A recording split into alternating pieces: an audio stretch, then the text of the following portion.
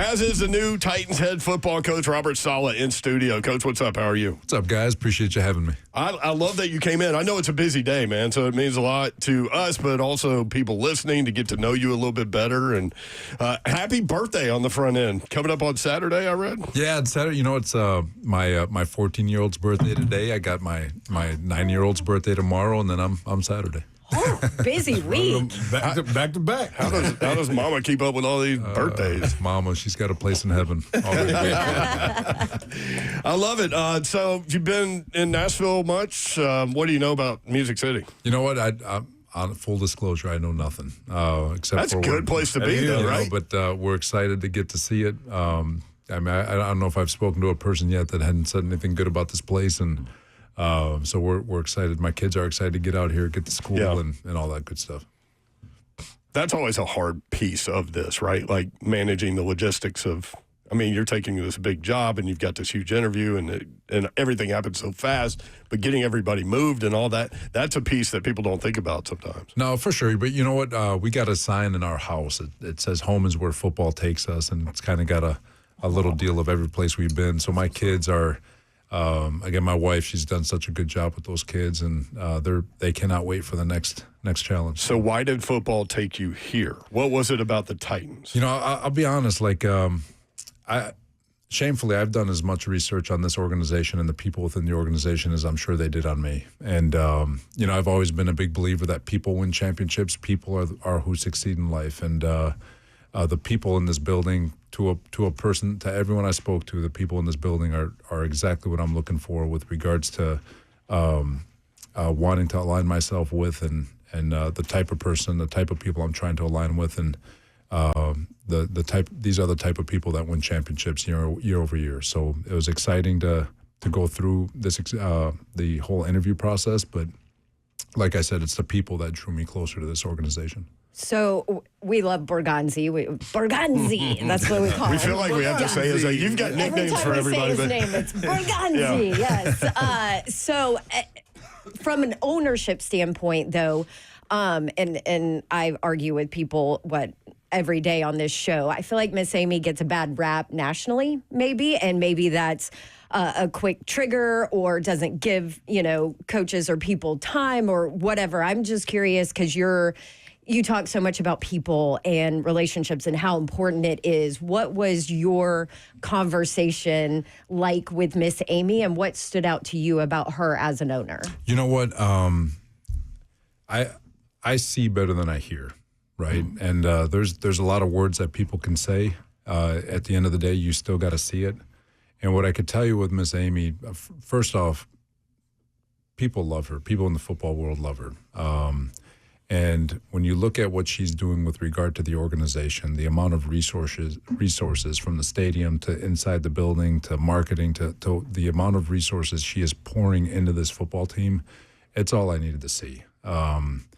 You as a coach, I don't want to speak for Borgo or anyone else, but all you want is an opportunity to compete with the 31 other teams, and to do that, you need the resources to do so.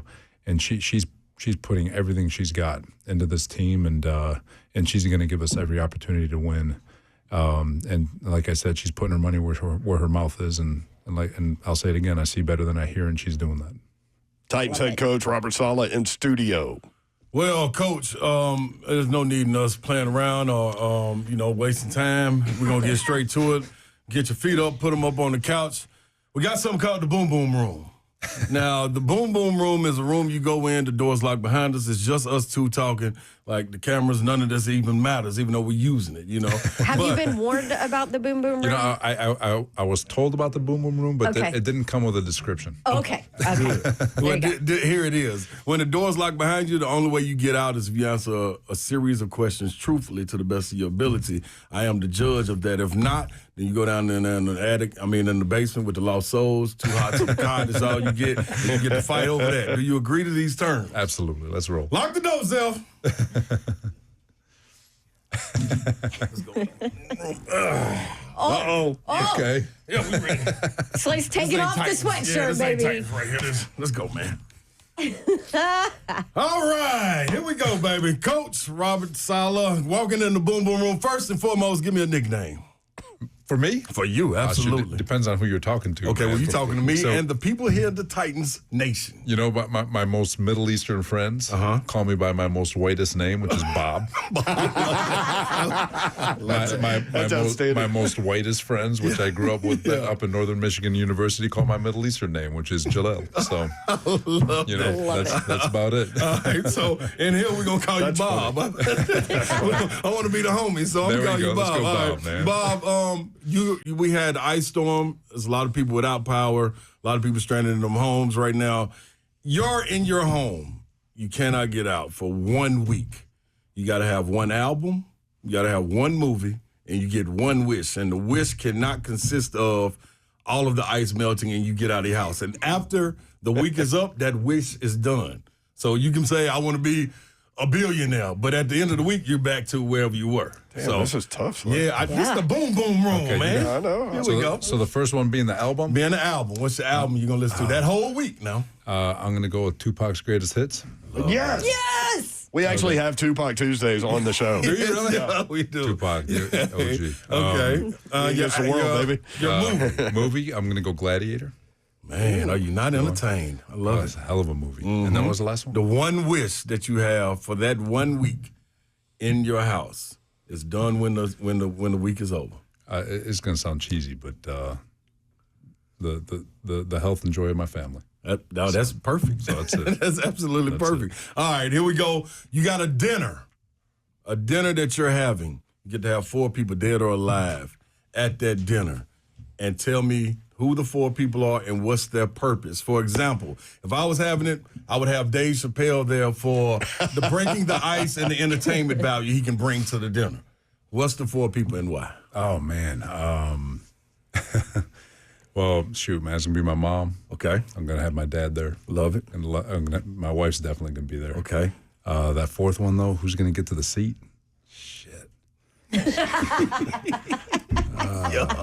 Yeah. I don't know, man. Oh, no, come on, Coach. you Now, know, in the basement, the meals, that ain't nothing but a bucket of noodles that you're going to have to work with. And that little cotton. I'm going to hurt someone's feelings. I'm just saying. No, those feelings are hurt. You can answer differently next week. You know? Yeah, no, I'll be honest with you. My late uncle. Okay. So who I'm named after. I love that. All right. So, the next one. We're going to get you out of here. You're doing a terrific job, man. The next one is if you have failure and success is kind of things that drive athletes. No ifs, ands, or buts about it. Can you think back to one of your failures, or maybe it's a surprise that caught you off kilter, that you would go back and maybe do that again, and it led to more success? Ooh. I lay it on me, man. That's what I'm here for. I wasn't ready for this one. Yeah, you're not supposed to be. I did. We can come back to that, though, because I did some digging also. There's. Okay. I'll say this. You might want to answer that. Through life, every experience you have is you're going to experience something, whether it's success, failure, all that stuff, right? And you coach long enough in this profession, you're going to experience highs and lows. I've been in a Super Bowl 1-1. I've been to a Super Bowl lost. If you want to go most recent, losing Aaron Rodgers 4 plays into the 2023 season after Hard Knocks, we're the hype, we're the AFC favorites. There's a lot of stuff to be able to, to shift, and I replay those moments all the time on how I would have done that differently, and could we have squeezed out 2 more wins to get in the playoffs, right? But to pinpoint, We live adversity. That's just a coach's life is adversity. So to pinpoint one will be tough, but I can assure you through every adverse moment, I feel confident that I found a way to come out on the better side. Give me the last one. I'm gonna let you out of here. Give me a thought, if you had one, that went a little not as planned. Central Michigan interview. Oh man, how was that? Shit. He went back there. You want the story? So here we go. I'm gonna tell the story. That's all I'm asking. So I want that DB job, right? And I didn't think it was an interview, but it was Bob Diaco was the coordinator. He's a new coordinator, and I'm trying to prove myself to him. And I had been there for a year, and Coach Kelly, so we're having kind of a chalk talk, and we're going through it. And so I hadn't eaten. I was fasting. You know, you guys, I'm big into health and all that stuff. So, I mean, my sugar levels were nice and low, and I'm nervous. I'm up there talking, and next thing you know, Bob Diaco standing over me, slapping me in the face. I was out cold. Oh, my goodness. Out cold. Way to leave an impression. And, right? And Matt LaFleur is running down the hallway. Somebody call an ambulance. And so I was like, shit, I thought I was ready. I thought I was ready for that thing, man, but I wasn't prepared, man. I was, and I swore to myself, I will never let that happen again. But God, they still get after me on that one. Hey, man. Slay's got reps. Yeah. Hey, Coach, Bob is coming out of the Boom Boom Room. Terrific job. Unlock the door, Zell.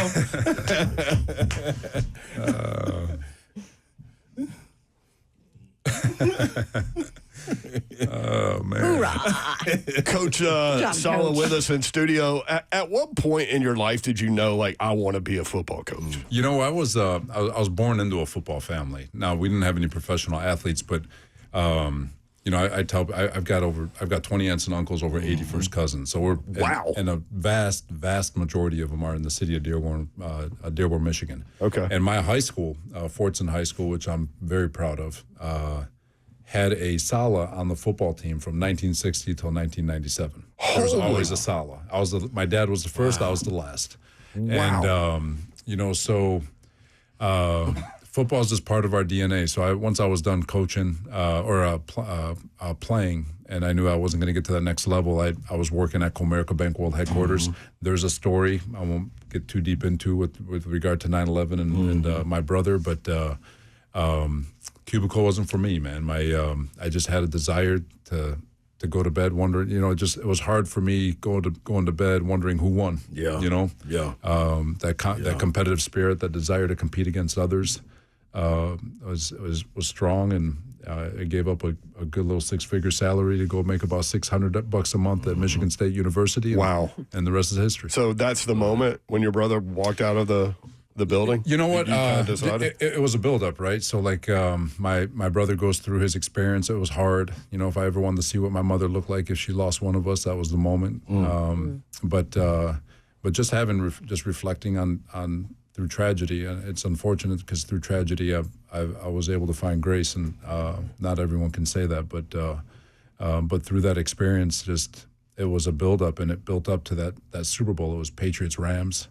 Next morning, I was sitting, I laughed. My brother makes fun of me, but I was sitting at my cubicle, and I call him, and I got, you know, the type of tears when your mom used to, when your mama whooped your behind, and you had the hiccups. That was me. That was me. So I am bawling. I am not where I'm supposed to be. And I got up, I walked out, and I never looked back. Wow. Hey, man. Dude, it takes a lot to follow that, though. You know what I mean? Like, I mean, there's a lot of people No fear, right? Right, who Telling have you. probably had those moments but didn't do anything about it. Yeah, you I know? was fortunate though. My parents, unbelievable support system between my parents, and which is why I want to have that dinner with them always. Yeah. But without them, I don't know if I would have had the means to do it. But they supported me, and my brother supported me, my sisters, and you know, so I've been fortunate. How long was that window of time where you were living the cubicle world? God, that was my first job coming out. So I got hired in literally like 2 weeks before September 11, and if I remember right, and then it was that January. I was out of there by mid-February. I was gone. So it was just like, life is too short for me to I was spend it here. It's right for some people. Yeah, my dad always wanted to coach. You know, so he did all the little league stuff, and he made a decision when he finished playing. You know, he had a tryout with the Bears and all that stuff, and he decided to chase money. Yeah. And I've always believed that if you're willing to hustle, you could always make money. And if I gave myself till I was 30 to do something in coaching, I was going to give myself at least that, because I felt confident that I could make money in this world. Yeah. But I was 30 and things were going pretty good, and so like I said, the rest is history. Robert Saleh, Titans head coach in studio from the Circus Sports Studios, WGFX Gallatin, Nashville. This is the Cumulus Media Station, 104.5 The Zone. Sorry, Babs, go ahead. Well, I just want to hit, you talk so much about family, relationships, people matter. You have a big family. Your kids are adorable. We've seen all the pictures and all of that. I think it was Seahawks head coach Mike McDonald just made waves by saying he spends 30 minutes, a day with his kid. He was being sarcastic a little bit, but I get it. Like, I cover college football. I see what those coaches go through and how hard it is to find that family life balance. What have you found in stepping into this job where your work's cut out for you? You're going to have to build a roster, develop players, do all of this. What have you found is the key in work-life balance with all of your kids too? You know what? There's a balance. Obviously, my family knows what the deal is. Mm-hmm. Dad goes to work. It's over 100 hours a week. We get a little bit of time on Thursday.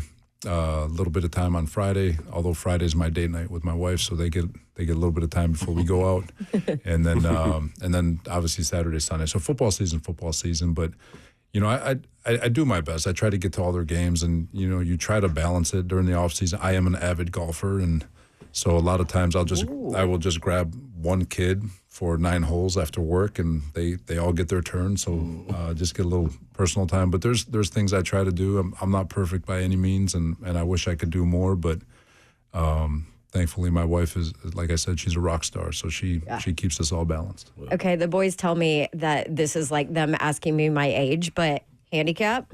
What is it, Coach? Oh, you can't ask that. You can't ask that. What? Yeah, I stink. But I love playing. That's okay. As a Titans fan, I kind of feel good about the fact that you stink, Coach. I get by June, by training camp, I'll be low 80s, high 70s. But if I break 90 tomorrow, I would go walk on the moon or something. There you go. What did you learn about yourself with your time with the Jets and how that all unfolded? No, for sure. There's you learn a lot about yourself every day. There's always going to be something new. But being at the Jets wasn't the first time that I've experienced adversity in my life. And it's I've always adopted and I've always lived true to the fact that if you just dominate the things you have control over, then you trust that the uncontrollables will be what you want. And if they're not, as long as I can look in the mirror and know that I did everything I could to put myself in position to be successful, I can live with whatever that result is. And so there's a tremendous learning experience from there. As for myself, there's always going to be continued growth. You're going to get your scars. You're going to have you're going to have moments of where you harden and callous, and that's really just through life in general. Let me just say, man, I appreciate how open you being and personal. Getting into coaching is one thing that I try to go down that avenue, and the biggest factor was being able to pour into kids, athletes, young men, young women, whatever it may have been, and to see the results of it, the rewards from it, them being successful. Can you name one that kind of touched you, whether it had been in college, pro, whatever it been? You got that phone call and he was like, "Coach, man, I'm doing this." You know what I'm saying? And you was like, see, when you hung up, it was for that reason right there. You know what? I've had real time, right? Where we get our hands on a guy and he develops into the player that you think, and it's like I've been so fortunate. Like Fred Warner was a day 2 pick or day 2 pick. That turned into he can be a Hall of Famer. Quincy Williams gets cut from Jacksonville, and we get him at the Jets, and he's all pro 2 years later. Bryce Huff was an undrafted free. Like there's so many examples. I can list them all, but it's our job. Yeah. It's our obligation, and I actually talked about it. Like people. That you see the game, and you it's a 3.5 hour window where it doesn't seem like much. Yeah. But the amount of work and the amount of hours and the amount of pain that a player goes through to execute 1 3rd and 4 in the fourth quarter when the game's on the line. And when that happens, like people ask me, like the energy I show on the sideline, I'm a cheerleader in that moment because I know what that kid, I know the work that just went into for that young man to put himself in position to make that play. Yeah. And it's such a big moment because it happened just like that. But I know we all know that it took hours for that moment, and So there's no one, obviously, aside from family and close friends, there's no one happier on the football field than I will be for our players when those things happen, because at the end of the day, their expectations of us is to put them in position to be successful, and we take that seriously. I'm sure QB1 was one of the elements that drew you to this job. What is it about him? Watching his film, talking with him, what is it about he's him? a dynamic athlete. He can make every throw. The biggest thing that I think is cool about him is his work ethic and his desire to be great is up there with some of the greatest quarterbacks that I've ever been around. He's relentless in his pursuit, from my understanding. I'm looking forward to get to know him, but again, it was just through research that I was just did over this whole entire process. But when it is as important, when the game is that important to you, and you work the way he works, and you're trying to turn over every stone that you can, like, this young man's going to be successful. He's going to find success, and like I said, he's just one of all 90 from the, if you go OTA roster, that we're excited to work with. But obviously, I think he's going to be special. How about Big Jeff? Excited to work with him? Talk about emotion. Emotion. Because we're really excited to see you work with him. That's an easy one, man. Yes. It's especially, we played, obviously, came up to San Francisco, man. Kyle, the old line coach, is just sweating the entire week about Jeff. But no, Jeff is he's one of one, and he's already achieved as much as anyone in this league, and we're going to do our best not to. We're not trying to fix or break anything. We're just trying to see if he can unlock a little bit more, and I think he's got a little bit more juice left in the tank to be able to find something, and I know that we'll do our best to extract it. Love that. Absolutely. So from a X's and O's standpoint, and I'm asking this because we have Titans fans that, are probably a little jaded with head coach, play caller, right? You will call this defense. Who do you look at as a head coach, or maybe learn from, that you've seen call plays, for one side of the ball, but still also maintain a successful stint as a head coach? Is there somebody that you've leaned on, you've asked advice from, you've heard, because you didn't do it with the Jets? Yeah, you got, first off, I'm coming from a place where you probably have the greatest offensive play caller in all of football, in Kyle Shanahan. Yeah. My dearest friend, Matt LaFleur, calls plays. They're doing pretty good. The biggest thing in talking to those guys, and it's very real. Like, as a play caller, I could tell you, when I was just being a defensive coordinator and a play caller, you feel the connection with the player. Like, you feel the stress that you're putting certain players with your play calls. And when I was not calling plays at the Jets, and I joke about it, I was like, I felt like the guy who just threw the red flag and called timeouts. Like, I was like, what do I do? I'm just kind of standing here, but you lose the connection with the player. You lose the feeling. You lose that sympathy, or that everything that puts you together, so you can have those conversations on the sideline and make the adjustments you need to make. And so just calling plays, like, obviously it's been done in this league at a very high level, and it's not going to distract from our ability to be to function as an organization if I'm calling the defense. Also, to make that happen, you had to have complete trust in the offensive coordinator. That was a huge hire. How nervous were you all during that little thing where he's getting head coaching opportunities? And what does Daboll mean to you? Are you turning the whole thing over to him offensively? Yeah, it was funny because Kyle kind of went through the same thing with me last year when I was kind of left him in limbo, and I was like, oh, he just take it, I was like kind of brushing him off, and I was talking to him about it now, and I was like, God, I understand what you were going through. Different. Shoes on the other foot. But no, it's no different. Like, it's no different than the way Kyle Shanahan handled me. There's full autonomy to that side of the ball.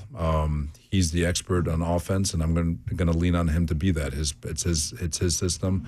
But at the same time, as a head coach, it's my job to make sure that we're not just there's three phases in football, but we're still trying to operate as one.